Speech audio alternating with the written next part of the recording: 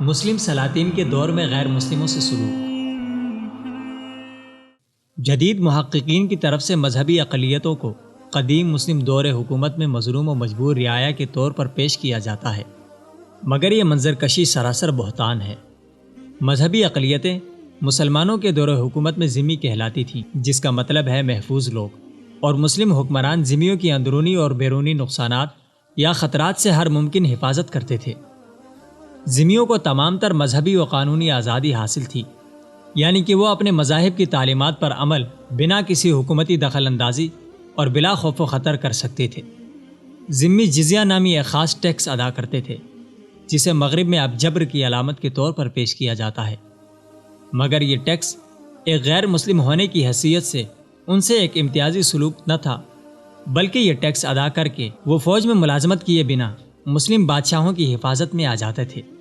اور عورتیں، بچے، بوڑھے، مزدور اور راہب اس حکم سے مستثنیٰ تھے۔ اگر مسلمان حکمران بامر مجبوری ان کے تحفظ میں ناکام رہتے تو انہیں جزیہ واپس کر دیا جاتا تھا۔ اس کے مقابلے میں مسلمانوں میں ہر صاحب نصاب بالغ مسلمان مرد و عورت پر زکوٰۃ فرض ہے۔ مسلمان بادشاہوں نے ذمیوں پر ان کی عزت و حرمت میں کمی کرنے والا کوئی قانون مسلط نہیں کیا تھا۔ کچھ مسلمان حکمرانوں کی طرف سے ذمیوں کو الگ مخصوص لباس پہننے کا حکم تھا،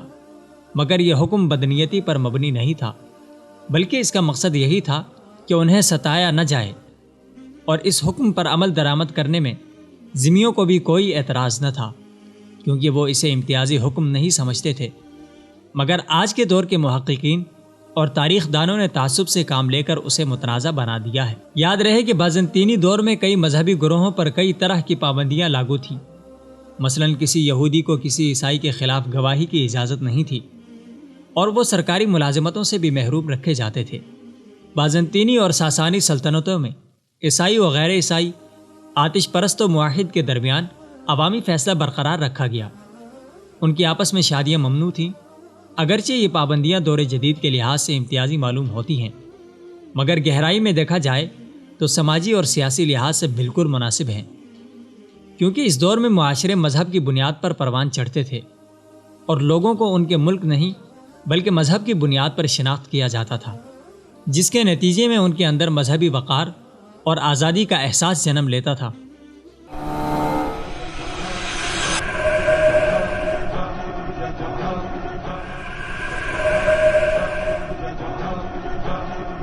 مسلم حکمرانوں پر تنقید کرنے والے مغربی محققین کے ممالک نے کئی ایسے قوانین بنا رکھے ہیں، مگر انہیں امتیازی نہیں سمجھا جاتا، اور صرف مسلمان سلاطین کے خلاف دل کی بھڑاس نکالی جاتی ہے۔ ماضی کے دور حکومتوں میں مذہبی اقلیتوں کو دھمکانے یا حملہ کرنے کے شواہد بھی ملتے ہیں، مگر اس کی وجہ ان کا عیسائی یا یہودی ہونا نہیں، بلکہ مختلف سیاسی، سماجی اور معاشی حالات یا طاقت کے حصول و دوام کے عناصر شامل تھے، جبکہ اس سے زیادہ امتیازی سلوک اس دور جدید میں آج بھی مسلمانوں کے ساتھ روا رکھا جاتا ہے، چاہے وہ ایئرپورٹ پر چیکنگ کے مراحل ہوں یا ویزا کا حصول، ان کے تعلیمی اداروں میں داخلہ ہو یا ملازمت۔ مگر جدید اسکالرز کی طرف سے ان کی حمایت ہی دیکھنے کو ملتی ہے، کیونکہ ان کے مطابق یہ امتیاز شہریت کی بنیاد پر کیا جاتا ہے۔ اس لیے یہ اسکالرز اس بات کو اپنے تعصب